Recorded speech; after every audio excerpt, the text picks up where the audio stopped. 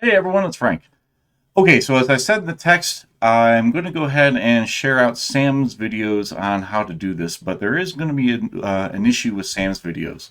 Particularly in the first video, right around the 12-minute mark, he starts to walk you through how to use the SCP tool to download Landsat imagery. It's a great tutorial, and if it worked, it would be a great tool for you guys to use. But unfortunately, if you take a look at the startup screen on the SCP dock, you're going to notice that Landsat images are not currently available. I'm not certain what's going on with SCP, but something has happened that they're currently not available to access Landsat imagery. We're hoping that'll get fixed sometime soon, but for right now, I'm going to show you guys a workaround, which is actually going to be good information for you to know anyway, because this is going to be useful for you to find and access Landsat imagery, both for your semester project and for your work and research life after this. So let's take a quick look at how to go ahead and get the Landsat imagery that we want. So the first thing we're going to do is, I'm going to go ahead and find my site, which is Earth Explorer. And apologies for this, I'm already set up here. Let me go ahead and clear out everything we've done here by logging out. Clear my search criteria here. And okay, so the first thing you're going to need to do is you are going to need to create a login for the Earth Explorer site. Now, this is earthexplorer.usgs.gov. There are some other products out there called Earth Explorer. Don't get conned into one of those other sites. Make sure you go into earthexplorer.usgs.gov. This is a great resource for accessing remote sensing imagery. You will need to create an account for this. Don't worry, it's a federal site. They're not going to put you on any spam lists or anything like that. It's well worth doing. And so you can see we've got the whole continent to choose from here, but we want to narrow this down to specifically the field area, our study area in question. So we're going to go ahead and we're going to go to this geocoder slash KML shapefile upload. And I want to go ahead and upload a shapefile, but in the project file that we're using, you can see that our data is here available as a geo package, not as a shapefile. So that's easy enough to fix. I'm going to go into my layers here. I'm going to right click and say export save features as, and I'm going to save my vector layer as. You can see our choices, and I'm going to just choose to save it as an Esri shapefile. That name seems to work, so I'm just going to go ahead and call it study area. That's shape, and I'm going to go ahead and leave everything else the same. Say OK, and you can see that that adds that into here. And more importantly, if I go into my directory, now you can see that there are a bunch of different files here called study area. Now, if you remember from my video from early in the semester talking about shapefile is not just the .shp file, it's this whole collection of files that you guys need to access. So make sure when we create a zip file that we're getting all of them here. So I'm going to go ahead and select all of them. And I'm going to right click and say send to a compressed zip folder. I apologize if you're on iOS. The workflow will be a little bit different, but it should be something fairly similar. So create a zip file with the shapefile embedded into it. And now I'm going to go back into my Earth Explorer and say select file. And if I select my zip file, boom, that goes just that fast. It takes very little time to upload a zip file, and now you can see it's gone ahead and entered in our study area as a area of interest to search for data. So I'm going to scroll on down. Now we also need to put in our date.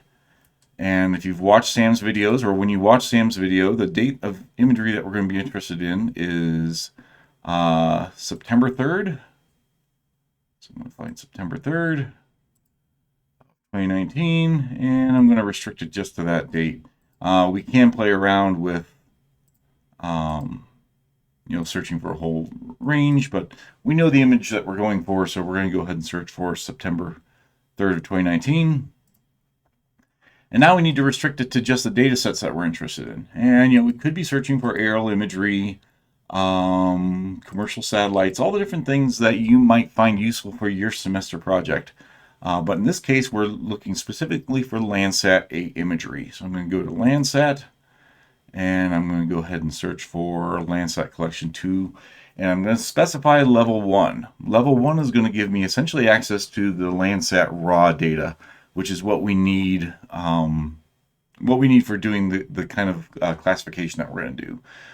These level 2 and level 3 products are processed, and they're already processed. It's not what we want. We want the original data. So we're going to go ahead to this Landsat 8-9 Landsat collection. Now I'm just going to go ahead and hit my results.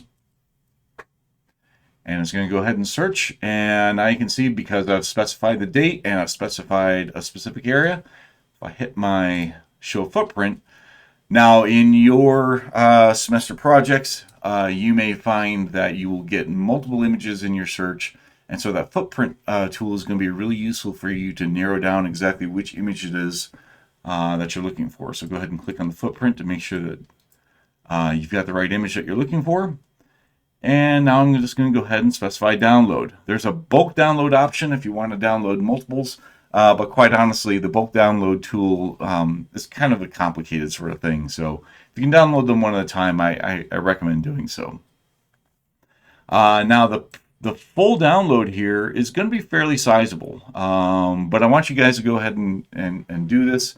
If you don't want to go through this whole Earth Explorer thing, I'm actually going to go ahead and provide a SharePoint directory for you to go ahead and download this 1.15 gigabyte image here. But go ahead and click the download here, and it's going to start to do its own thing. You can see it's starting to download, and I'm going to go ahead and cancel it out because I've already downloaded this for you.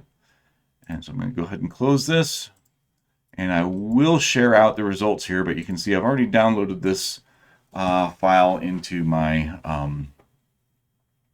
folder here. So I'm going to go ahead and I'm going to go into let me see here. Okay, I did have to remind myself of one thing, and that is the default download format for the USGS site is going to be a .tar file. I'm going to share it out as a zip file, which will make things a little bit easier. But if you do download a tar file, you're going to need a zip program that can extract a tar file. I would recommend 7-zip is a file that I like, or is a program that I like. So you're going to need 7-zip or something if you download the tar file. I'm going to share it out in zip format. But once we're in here, now you can see all the TIFF files and everything for each individual band is in here. And so now I'm going to go back into my SCP here. And I'm going to go ahead and open up the tool here. Where is that opening up here? Ah, here's my classification here.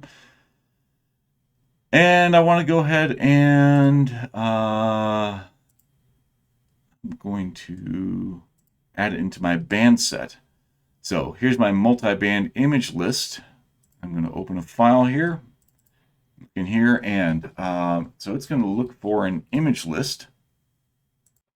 So to populate the image list, what I'm just going to do here is I'm going to select the B1 through B11 images here. So I'm going to just go ahead and click on 1, and then go on down here to 11, holding Shift, and then click on that. That selects all of them, and say open, and you'll see that that now adds them into the image here, and it adds them into the band here. Now I can go into my pre-processing, and so it's added my images here, and I can go to my band combinations here, my classification, all the different tools here that are available. And so these are, where's my Landsat one? There's the Landsat one there. So these tools are now available, and if you pick it up from Sam's video around the 19-minute mark, this should get you to that point. So we've now got skipped over his part of downloading the product. We've got them brought in as a band set, and so if you skip on ahead to about the 19-minute mark on Sam's video 1, that should get us to that should get you there. Okay, so hopefully this is helpful, and let me know if this does not get you to where you need to be. Again, I apologize. Some of my videos went bad, and so I'm just going to have to lean on Sam just a little bit longer as a crutch here. So, okay, have fun with it, and remember to keep working on your semester projects. I'm looking forward to seeing those.